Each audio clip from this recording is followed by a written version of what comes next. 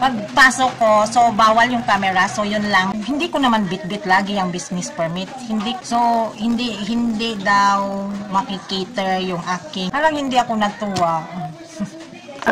Tita Barla Loving Life. Yes, welcome to my vlog. Please subscribe and click the notification bell for more updates. See ya! Tita Barla at ang bago niyang buhay. Bagong ticket. Good morning mga kasari, mga katita at YTA aspirant family. Good morning sa lahat ng mga nanonood. Good morning. Salamat sa inyong mga suporta. And this is Tita Barla. Welcome to my channel. Today is National Heroes Day. So holiday, August 28, 2023. Malapit na. Ilang araw na lang, bare months na at magiging busy na. Mostly ang mga kasari, lahat ng tao busy na. Nag-prepare na sila for the bare months, no? Alam niya natin yung bare months na yan. Dahil, di ba, the Philippines is binigyan ng title na the longest Christmas season.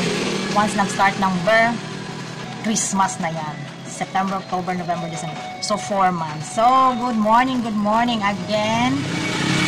Bukas na ang umpisa ng pasukan. So, mga nanay, magiging busy na naman. So, ngayon, i-update ko ang aking pagpunta sa ibang bayan naman na doon ako lumaki. Doon ako naisilang. Doon ako nag-elementary hanggang high school. So, hanggang college pa pala. Doon kami. Nagrenta kami doon ng apartment, story time tayo, so ayun.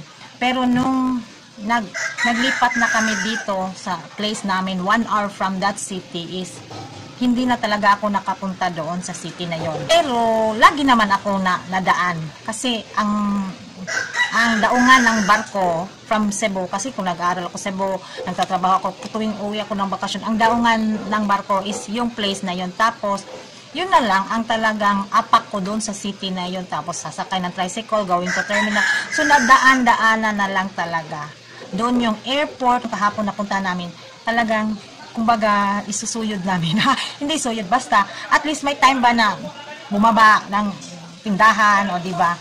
Sa place, excited ako sa place na for the thought na doon ako lumaki. Doon ako nag-aaral. Punta sa Pure Gold kahapon. Actually, that is my first experience, at saka i-try ko ano kaya ang expectations ko doon. Samahan nyo ako, i-roll back natin for yesterday, August 27. Anong ganap ko sa Pure Gold. Today is Sunday, normal na magsarado at tindahan namin, pero baka matagalan kami pagbalik kasi is may convention si mother at kami sasamahan. Pupunta ako doon sa isang tindahan. Doon na sana ako mamalengke. Ayan. Experience ako ng Pure Gold. Yeah. Malapit na dyan. Unahan sa Land Bank. The other green. Yes! I will be experiencing my next FCB. This will be my first dito sunod bikas. First Pure Gold experience. Oh. Dire. Magkana dito sige, na. Yay. So this will be my Pure Gold experience. Haha. Matay.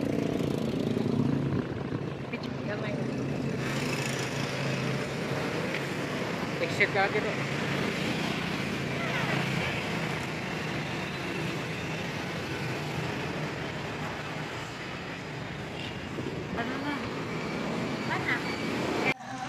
So, ayun, napansin ko na pagpasok ko, so bawal yung camera, so yun lang, hanggang doon lang sa pintuan, pero nagnakaw-nakaw ako.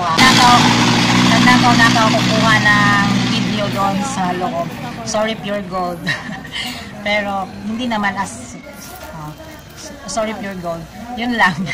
Tapos, ay pagpasok ko, may nag-introduce kay Aling Puring Card. So yun naman ang nakikita ko sa ibang mga kasari na yung sa pag-vlog nila tungkol sa kay Aling Puring. Dahil ay hinanapan ako ng picture sa tindahan, okay lang yun, sana mag-grab ko lang naman yan sa YouTube. No, mag-grab ko lang, merong mga picture dito sa ating cellphone. Ang number 2, hinanapan ako ng business permit. Hindi ko naman bit-bit lagi ang business permit. Hindi ko rin, wala rin sa isip ko na magpa-photocopy ako ng business permit. So, hindi daw makikater yung aking Aling Puring kung wala yon. So, tapos may mga ano daw, yung papunta dito sa amin, dapat may order na 70,000. Pero hindi naman daw yon as akin lang. Pwede naman yon sa bayan sa lahat ng papunta dito. Meron naman daw sa bayan namin na may nag-pure gold. Tapos Sunday daw ang delivery. Pero sabi ko, nagtanong ako kung ano bang kaibahan ng yung normal na may mimili at yung Aling Puring member. Ang sabi may mga discounts, may mga pa-promos, yun, mga mas cheaper daw si Aling Puring. So ito na, sabi ko i-check ko na lang muna, mag-ikot-ikot ako kasi Sunday naman kahapon, that is the normal na pamimili. Pero ang nangyari is hindi ako natuwa. Ilang bingo? 61? Mahal nila. May difference talaga na 2 pesos ang iba. So konti lang ang napamili ko, 875 pesos. Ayan, 800, kita ba? 875 pesos. EQ pants. Ano to? Ay, EQ pants na yung medium eco pants. Hindi ko lang na i-unbox kasi sa kukunti kahapon lang, liit lang, isang busita lang na i-arrange ko na siya kanina. Gardenia na Obiang cheese kasi wala yan dito sa amin. Bumili lang kami as tinapay. Ano to, Great Taste kape na Barako Twin, isang Thai lang. Bear Brand, isang Thai lang din. Chine-check ko lang kasi kung ano ang presyo. Blend 45 na 3-in-1. Birch Tree, ito si Birch Tree, nakita ko kasi na may plus 1, so 92. So more or less pareho lang sa dito sa amin. At saka si Max Lemon, na ano ako sa Max Lemon, mahal talaga sila. Dati, dito sa aming pamilihan, 39 something. Sa pangalawang store, 40. Sabi ko, dito na lang ako bibili sa Pure Gold kasi ang nakalagay doon, 38 pesos. So, mas cheaper siya.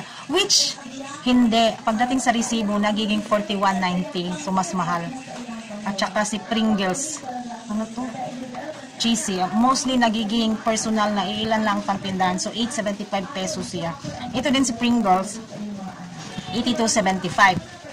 So, mahal siya. Ang si Smart Dishwashing, 22.75 sa kanila.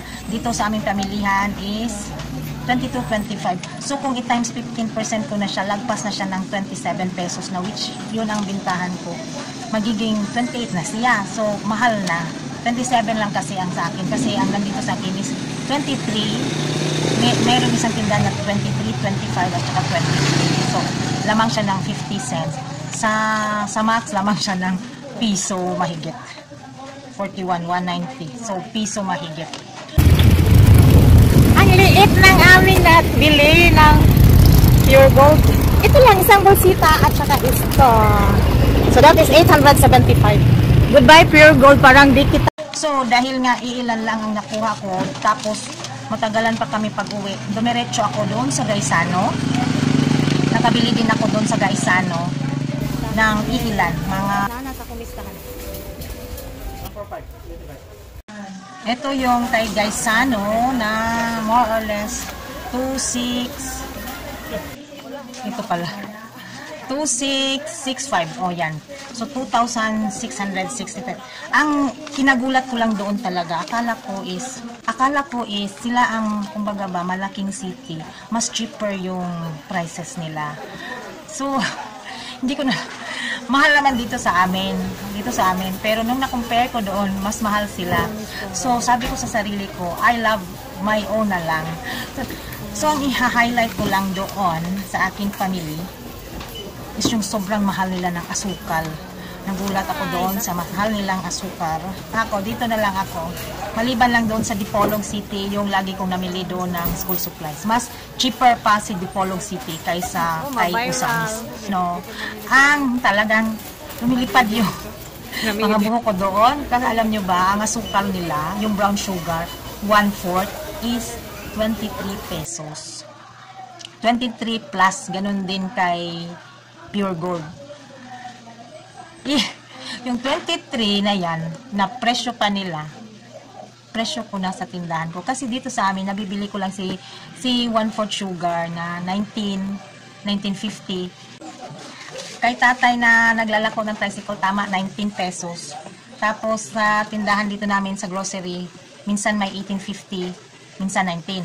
Kaya binibenta ko 23. Pero pagdating doon sa Usamis, at saka sa Pure Gold, 23 pesos ang isa, dollar na dollar doon. So, pili lang ako ng iilan talaga na yung bang, kasi di ba Sunday yon, tapos magbiyahe pa kami, hindi pa tapos ang seminar ni Mother. So, baka is magabihan kami pag uli. So, wala na akong stock. So, namili na lang ako. Yun bang talagang walang-wala na dito sa tindahan ko. Yun. Basta may difference talaga na piso tsaka dos. At ito, si Wings Powder. Wings Floral. Ito. Apat sila. Apat itong ganito. At saka dalawang floral. Parang siya lang ang may pampabawi ko doon. Ito si Wings na Fabcon is tag 560 pesos sa kanila. Ang bentahan ko kasi nito is 7 pesos. Dito sa amin, pamilihan is 6 pesos and 5 centavos na to. So, kung 560 minus 605. So, meron akong na-save na 45 centavos. Tapos, by 24 ito lahat. So, ang na-total na na-save ko para nito is 10 pesos and 80 centavos. Ito naman si Wings Floral. 10 na to dito. 6 pesos and 10 dito sa aking pamilihan. Doon is 5 pesos and 80. 580 minus 610, 30 centavos yung save ko nito. Bumili lang ako ng ilan? Times 12. 360. Oo. Diba, mas nakamura na rin na kahit pa paano. Kasi kung bumili lang naman ako doon, o diba? Kasi dito sa amin, ang nasanayan pa nila na 7 pesos pa to. So para hindi ko pa siya ma-move ng mahal na kasabayan sa bigas para hindi naaangal yung customer. So mag-maintain muna siya ng 7. Ito lang 4 sa violet na kinuha ko at 2 nito. 4 tatay ha. Kasi sa mga pamimilihan, nakita ko yan, kahit dito nakita ko yan na binutas-butasan nila yung ganon. Para daw, ang purpose is para daw ma-fit doon sa kanilang lalagyanan. Ibuti naman kung sa aking tindahan is madali ang bentahan. So, pwede ko na yan.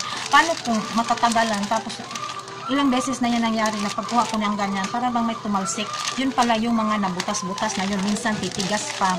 Kaya sabi ko sa kanila, kasi nakita ko yung mga staff na kakalagay lang. So sabi ko sa kanila, nakita ko din na nabutas-butas sila. Yun din ang reason nila. Kasi daw, pag hindi daw binubutasan, nagkadikit-dikit, minsan daw may mga hangin, hindi daw makasya doon sa kanilang container. So sabi ko sa kanila, bigyan nyo ako yung ganyan na wings na walang butas. Ayoko yung may butas-butas. So ito na lang kasi ang nabutan kong walang butas-butas. 2 ganito at 4 na violet. So, at nagtataka ako doon, saan kaya mamimili yung mga individual ba na hindi nagtitindahan? Kasi hindi talaga sila nagpagbibenta ng tingi-tingi. Dito pwede pa naman maliban lang sa may mga items na hindi pwedeng tingi. Pero kape-kape, talaga wantay-wantay sa kanila doon. So, ayun, ang update ko sa inyo. Yun lang for today's vlog. So, thank you so much everyone sa aking sa suporta ninyo. Sa hindi pa nakapag-subscribe, please subscribe and click the notification bell. Thank you so much, everyone. Again, please don't skip the ads. Goodbye. Thank you.